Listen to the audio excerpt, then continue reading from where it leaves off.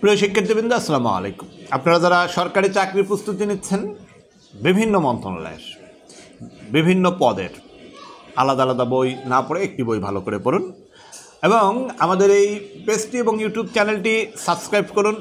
আশা করি আমাদের নিয়মিত লাইভ ক্লাস এবং ভিডিও ক্লাসগুলোর মাধ্যমে আপনি যা শিখবেন তা যদি নিউমেরিক জব প্রিপারেশন বই থেকে নিয়মিত অধ্যয়ন করেন বা পড়েন, আপনার সরকারি চাকরির যে স্বপ্ন সেটি পূরণ হবে।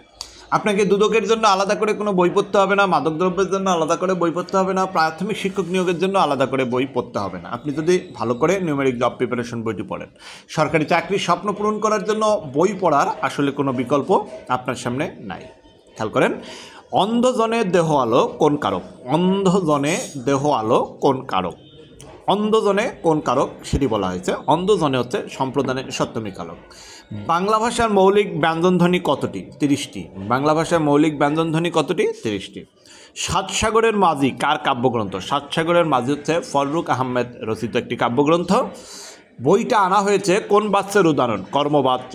বিপদ ও দুঃখ এক সময়ে আসে কোন ধরনের বাক্য? যৌগিক বাক্য। মোজাম্মেল হক কোন পত্রিকার সম্পাদক ছিলেন? মুসলিম ভারত। সুখের পায়রা বাগধারার অর্থ কী? সুসময়ের বন্ধু। ক্রিয়াপদের মূল অংশকে কি বলা হয়? ধাতু। সন্ধি ব্যাকরণের কোন অংশে আলোচ্য বিষয় ধ্বনিতত্ত্ব? কান্নায়ের সন্ধি বিচ্ছেদ লেখন। কার্যক না। কান্না কার্যক না। এটি মূলত প্রত্যয় আর কি, প্রত্যয় থেকে করা। খেয়াল করেন খুব ভালো করে, এখানে মূলত বাংলা প্রশ্নগুলো আমি আলোচনা করলাম। এখানে যে বাংলা প্রশ্নগুলো দেওয়া আছে, এই প্রশ্নগুলো এক কথায় প্রশ্নের উত্তর হিসেবে পরীক্ষায় এসেছে। ঠিক এভাবে এই প্রশ্নগুলো যখন পিলি পরীক্ষায় থাকে তখনও প্রশ্ন থাকতো, তাহলে অপশন থাকতো। ধরেন অন্ধজনের দেহ আলো কোন কারক, এটি আপনাকে প্রশ্ন করা হলো।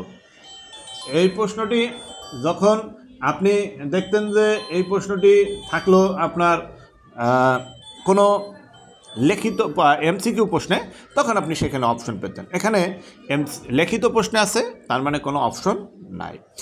তাহলে আবারও বলছি, দেখেন খেয়াল করেন, অন্ধজনের দেহ আলো কোন কারক?